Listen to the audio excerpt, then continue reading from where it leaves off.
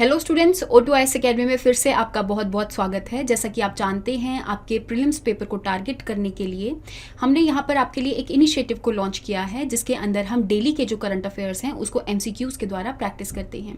आपकी जितनी भी द हिंदू के अंदर और इंडियन एक्सप्रेस के अंदर जो न्यूज़ आती है उसको हम MCQs के वे में यहाँ पर कवर करते हैं। तो स्टार्ट करने से पहले अगर आपको इस वीडियो की PDF चाहिए तो आप हमारी O2IAS अकेडमी की जो ऐप है उसको डाउनलोड कर सकते हैं, वहाँ पर आपको ये PDF मिल जाएगी। स्टार्ट करते हैं आज के सबसे पहले क्वेश्चन से, that is related to Lassa fever. तो आपको देखने को मिलेगा न्यूज़ के अंदर भी कि जो अफ्रीका वाला रीजन है वहाँ पर ये जो लासा फीवर है अलग अलग रीजन्स के अंदर स्प्रेड हो रहा है। तो अगर मैं लासा फीवर के बारे में बात करूँ, 1969 के अंदर नाइजीरिया में एक लासा करके रीजन है जहाँ से ये जो फीवर है वो ओरिजिनेट किया था। तो ये जो फीवर है ये एक पर्टिकुलर वायरस से रिलेटेड है। क्या नाम है उस वायरस का? लासा वायरस। और ये जो वायरस है वो सिंगल स्ट्रैंडेड RNA वायरस है।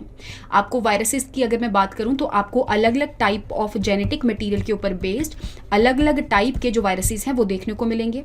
RNA के ऊपर बेस्ड सिंगल स्ट्रैंडेड RNA होगा, डबल स्ट्रैंडेड RNA होगा। इन द सेम वे DNA के ऊपर based single stranded DNA genetic material वाले वायरसेस होंगे और डबल स्ट्रैंडेड DNA वायरसेस होंगे। तो यहाँ पे आपको पता होना चाहिए कि ये सिंगल स्ट्रैंडेड RNA वायरस है जो कि एक पर्टिकुलर फैमिली से बिलोंग करता है जिसका नाम है एरिनाविरिडे। नेक्स्ट अगर स्टेटमेंट के बारे में बात करूं कि इसके लिए अभी तक कोई भी वैक्सीन नहीं है, इस फीवर के अंदर एक एंटी माइक्रोबियल ड्रग जो है वो दिया जाता है जिसका नाम है राइबोविरिन। तो सेकंड स्टेटमेंट भी बिल्कुल आपकी करेक्ट हो जाएगी। इवन आपको देखने को मिलेगा कि ये एक जोनोटिक डिजीज है, दैट मीन्स ये एनिमल्स से ह्यूमंस के अंदर आ जाता है। नेक्स्ट क्वेश्चन के बारे में बात करते हैं, that is related to national mobile monitoring system software app. तो ये जो ऐप है आपकी हमारी जो मिनिस्ट्री ऑफ रूरल डेवलपमेंट है इन्होंने लॉन्च करी थी और ये जो ऐप है वो मनरेगा स्कीम से रिलेटेड है। मनरेगा स्कीम क्या है? आपकी Mahatma Gandhi national rural employment act जो 2005 में आया था उसके तहत एक स्कीम लॉन्च करी गई थी जिसके अंदर एक साल की 100 दिन जो होते हैं उसकी एक गारंटीड एम्प्लॉयमेंट जो है वो बेनिफिशियरीज को देनी पड़ती है। अब यहाँ पे उसी स्कीम को चेक करने के लिए कि उसकी कितनी ट्रांसपेरेंसी है और उसकी मॉनिटरिंग करने के लिए यहाँ पर इस ऐप को लॉन्च किया गया है।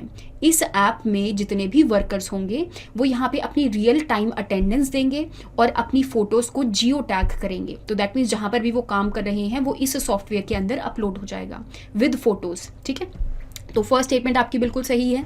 सेकंड स्टेटमेंट के बारे में अगर मैं बात करूं कि ये जो स्कीम है आपकी सारी की सारी स्टेट्स और यूनियन टेरिटरीज में एप्लीकेबल है, तो दैट मीन्स आपकी जो सेकंड स्टेटमेंट है वो इनकरेक्ट हो जाएगी। आंसर बनेगा 1 ओनली। नेक्स्ट क्वेश्चन के बारे में बात करते हैं, that is related to Kerch Strait. तो रिसेंटली आपको पता होगा कि जो रशिया और यूक्रेन का कॉन्फ्लिक्ट है, रशिया ने क्रीमियन ब्रिज के ऊपर यहाँ पर अटैक किया है। तो क्रीमियन ब्रिज कहाँ है आपका?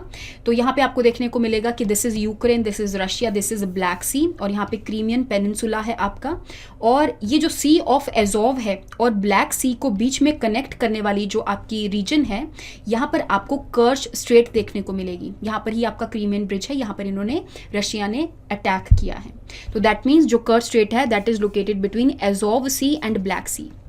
इवन आपको प्लेसेस इन न्यूज़ जो है उनके बारे में पता होना चाहिए। इसके अलावा जैसे ब्लैक सी और सी ऑफ मरमरा के बीच में कौन सी स्ट्रेट आती है? तो बॉस्फोरस स्ट्रेट होती है। In the same way Sea of Marmara और जो एगियन सी है उसके बीच में डार्डेनल्स स्ट्रेट होती है। स्ट्रेट का मतलब आई होप आप समझते ही होंगे। तो जो स्ट्रेट होती है वो एक नैरो रीजन होता है सी का जो दो बड़े सीज को यहाँ पर कनेक्ट करती है। तो यहाँ पे आपको कर्च स्ट्रेट देखने को मिलेगा, then is Bosphorus Strait and Dardanelles Strait. तो आपको ये भी पता होना चाहिए कि कौन कौन से सी के बीच में ये लोकेटेड है। नेक्स्ट क्वेश्चन के बारे में बात करते हैं, that is related to election symbols. तो जैसा कि आप जानते हैं कि जो शिवसेना है वो भी डिवाइड हुई है और यहाँ पे इंडिपेंडेंट कैंडिडेट्स जो हैं वो इलेक्शन लड़ने की बात कर रहे हैं।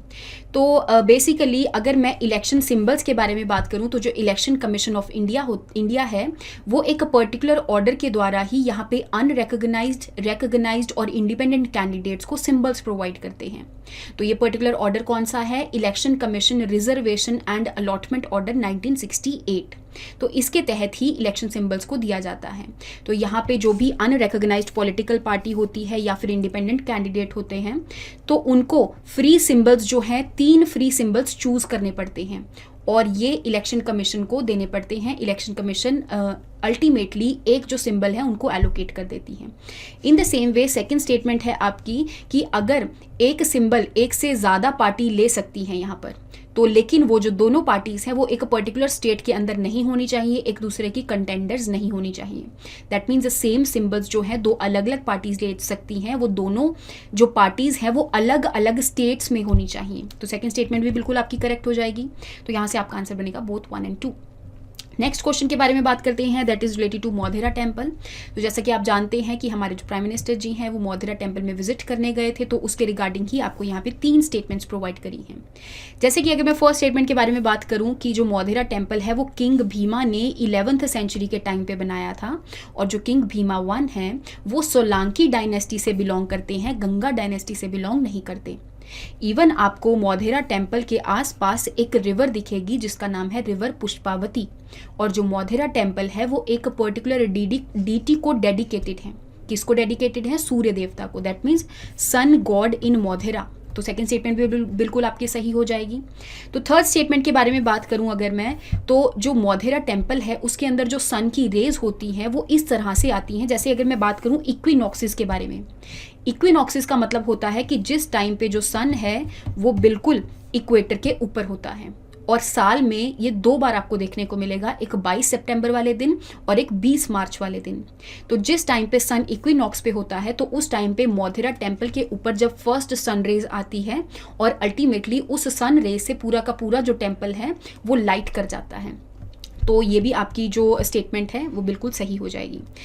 नेक्स्ट अगर तो दैट मीन्स आपका जो आंसर बनेगा फर्स्ट स्टेटमेंट गलत है, answer is 2 and 3 only. Next question के बारे में बात करते हैं, that is related to dark sky reserve. तो जैसा कि आप जानते हैं अभी लद्दाख के अंदर एक ऑब्जर्वेटरी लोकेटेड है जिसका नाम है हेनले ऑब्जर्वेटरी। तो यहाँ पर डार्क स्काई रिजर्व जो है उसको बनाने की बात करी जा रही है। इवन आपको इस ऑब्जर्वेटरी के आसपास ही चांगथांग वाइल्ड लाइफ सेंचुरी जो है वो भी देखने को मिलेगी। अब अगर मैं डार्क स्काई रिजर्व के बारे में बात करूं तो जैसे कि आपके बायोस्फीयर रिजर्व्स, नेशनल पार्क्स और वाइल्ड लाइफ सेंचुरीज होती हैं, इन द सेम वे आपकी एस्ट्रोनॉमी से रिलेटेड भी रिजर्व्स होते हैं। एस्ट्रोनॉमी मतलब जब भी कोई सेलेस्टियल ऑब्जेक्ट्स को धरती पर रहकर ऑब्जर्व करना पड़ता है अलग अलग टेलीस्कोप से, तो यहाँ पे ऑब्जर्वेटरी बनाने की ज़रूरत पड़ती है, जो कि हमारे लद्दाख के अंदर इंटरनेशनल ऑब्जर्वेटरी हेनले जो है वो लोकेटेड है। तो यहाँ पे अगर मैं डार्क स्काई रिजर्व के बारे में बात करूँ तो इस रिजर्व के अंदर कोई भी जो आर्टिफिशियल लाइट है वो यहाँ पर नहीं देखने को मिलती। दैट मीन्स आर्टिफिशियल लाइट की जो पोल्यूशन है वो इस रिजर्व के अंदर रिस्ट्रिक्टेड रहती है। इवन जब यहाँ पे बाहर सेलेस्टियल ऑब्जेक्ट्स को ऑब्जर्व करना पड़ता है तो कम से कम लाइट की इंटरफेरेंस होनी चाहिए, तभी जो ऑब्जर्वेशन है और जो रीडिंग्स हैं वो करेक्ट आती हैं। तो आपकी जो सेकंड स्टेटमेंट है वो भी बिल्कुल करेक्ट हो जाएगी। तो आंसर बनेगा 1 and 2। नेक्स्ट क्वेश्चन के बारे में बात करते हैं, that is related to SIPRI. तो सिप्री क्या है? आपकी Stockholm International Peace Research Institution, जो कि आपके स्वीडन स्टॉकहोम के अंदर लोकेटेड है। तो ये जो इंस्टीट्यूशन है एक पर्टिकुलर रिपोर्ट को निकालता है जो कि चेक करता है कि ऑल ओवर दी वर्ल्ड जो कंट्रीज हैं उन्होंने जितनी भी आर्मामेंट से रिलेटेड कितनी आर्म्स का इंपोर्ट किया है, कितनी आर्म्स का एक्सपोर्ट किया है, कौन सी ऐसी कंट्री है जो लार्जेस्ट एक्सपोर्टर है। जैसे कि इसी रिपोर्ट के द्वारा बताया गया कि जो यूएसए है वो लार्जेस्ट आर्म्स का एक्सपोर्ट करती है, सेकंड नंबर पर रशिया है। इन द सेम वे अगर मैं इंपोर्ट के बारे में बात करूं तो यहाँ पर जो सऊदी अरेबिया है वो लार्जेस्ट इंपोर्टर ऑफ आर्म्स है और इंडिया सेकंड नंबर पे है। तो इसी रिपोर्ट के द्वारा बताया गया कि 2016 से लेकर 2020 तक का जो इंडिया का रैंक है वो सेकंड लार्जेस्ट इंपोर्टर का है, तो फर्स्ट लार्जेस्ट नहीं है। तो सेकंड स्टेटमेंट आपकी गलत हो जाएगी, आंसर बनेगा 1 ओनली। नेक्स्ट क्वेश्चन के बारे में बात करते हैं, that is related to T Manas. जैसा कि आप जानते हैं कि 10 अक्टूबर को वर्ल्ड मेंटल हेल्थ डे मनाया जाता है और यहाँ पर एक पर्टिकुलर इनिशिएटिव को लॉन्च किया गया जिसका नाम है टी मानस। तो हमारी कंट्री के अंदर जितनी भी स्टेट्स हैं, यूनियन टेरिटरीज हैं, वहाँ पर टी मानस के सेंटर्स खोले जाएंगे और ये 24/7 आपको सर्विसेज प्रोवाइड करने वाले हैं। और कोई भी जो मेंबर हैं अगर उनको कोई भी साइकोलॉजिकल इलनेस है तो इन सारी चीज़ों को ये जो टी मानस सेंटर्स हैं वो एक तरह से चेक करने वाले हैं। तो उसके लिए ही टी मानस इनिशिएटिव को लॉन्च किया गया है। तो that is mental health support के लिए। टी मानस की आपको फुल फॉर्म भी पता होनी चाहिए, that is tele mental health assistance and nationally actionable plan through states. तो ये फुल फॉर्म भी आपको पता होनी चाहिए। नेक्स्ट क्वेश्चन के बारे में बात करते हैं, that is related to North Eastern Council. जैसा कि आप जानते हैं इसका भी प्लेनरी सेशन जो है वो गुवाहाटी के अंदर कंडक्ट करवाया गया। तो अगर मैं इस काउंसिल के बारे में बात करूँ, इस काउंसिल के अंदर बहुत सारे मेंबर्स होते हैं। ये जो काउंसिल है एक पर्टिकुलर एक्ट के द्वारा बनाई गई है जिसका नाम है नॉर्थ ईस्टर्न काउंसिल एक्ट 1971। तो दैट मीन्स ये कोई कॉन्स्टिट्यूशनल बॉडी तो नहीं है। ये एक स्टैट्यूटरी बॉडी है। इन द सेम वे अगर मैं इसके फंक्शन के बारे में बात करूं तो ये एपेक्स बॉडी है, जो भी नॉर्थ ईस्टर्न रीजन के अंदर कोई भी रीजनल प्लानिंग वगैरह करनी पड़ती है। अब नॉर्थ ईस्टर्न रीजन के अंदर आपकी 8 स्टेट्स इंक्लूड होंगी, ठीक है। तो उन सब के लिए जो प्लानिंग का काम है वो नॉर्थ ईस्टर्न काउंसिल देखती है। अब नॉर्थ ईस्टर्न काउंसिल के अंदर कौन कौन पार्टिसिपेट करता है, तो जितनी भी 8 स्टेट्स हैं उनके गवर्नर्स, उनके चीफ मिनिस्टर्स और इवन यहाँ पे 3 मेंबर्स प्रेसिडेंट द्वारा नॉमिनेटेड रहते हैं, जिसमें से एक जो मेंबर हैं आपके होम मिनिस्टर हैं, जो कि 2018 में ये बोला गया कि जो होम मिनिस्टर हैं वो इस काउंसिल के चेयरमैन रहेंगे। और हमारी जो मिनिस्ट्री ऑफ डोनर है that is ministry of development of north eastern region है, इनके जो मिनिस्टर रहेंगे वो नॉर्थ ईस्ट काउंसिल के वाइस चेयरमैन रहेंगे। दैट मीन्स आपकी जो सेकंड स्टेटमेंट है वो करेक्ट हो जाएगी। तो आंसर बनेगा 2 ओनली। लास्ट क्वेश्चन के बारे में बात करते हैं, that is related to carbon markets. तो अगर मैं कार्बन मार्केट्स के बारे में बात करूं, नाम से ही क्लियर है, एक मार्केट है जिसके अंदर परचेजिंग और सेलिंग होती है। अब किस चीज़ की परचेजिंग और सेलिंग होती है, तो जितने भी कार्बन क्रेडिट्स होते हैं उनकी परचेजिंग और सेलिंग होती है। कार्बन क्रेडिट्स का मतलब क्या है यहाँ पर? कार्बन क्रेडिट्स का मतलब होता है कि अगर कोई भी कंट्री किसी भी रिन्यूएबल सोर्स ऑफ एनर्जी के अंदर इन्वेस्ट करती है तो उसकी कार्बन एमिशंस कम होंगी। तो दैट मीन्स उन्होंने ज़्यादा कार्बन क्रेडिट्स कमा लिए हैं, और अगर वो उनके टारगेट से ज़्यादा कार्बन क्रेडिट्स होंगे तो वो किसी भी कंट्री को आगे सेल कर सकती हैं, या फिर अगर उनके टारगेट से कम कार्बन एमिशंस जो हैं उन्होंने ज़्यादा एमिशंस कर दिए हैं तो किसी भी दूसरी कंट्री से कार्बन क्रेडिट्स खरीदे जा सकते हैं। तो ये आपकी कार्बन क्रेडिट है, जो कि 1997 में एक क्योटो प्रोटोकॉल आई थी, उसके द्वारा इसको बताया गया था, और अल्टीमेटली क्योटो प्रोटोकॉल को रिप्लेस कर लिया है पेरिस एग्रीमेंट 2020 ने। तो दैट मीन्स आपकी जो फर्स्ट स्टेटमेंट है और जो सेकंड स्टेटमेंट है दोनों करेक्ट हो जाएंगी। आंसर बनेगा बोथ 1 और 2। तो आई होप आपको यहाँ तक हर एक जो क्वेश्चन है उसके बारे में समझ में आया होगा। नेक्स्ट क्लास के अंदर हम नेक्स्ट MCQs के साथ मिलेंगे। Thank you so much and have a nice day.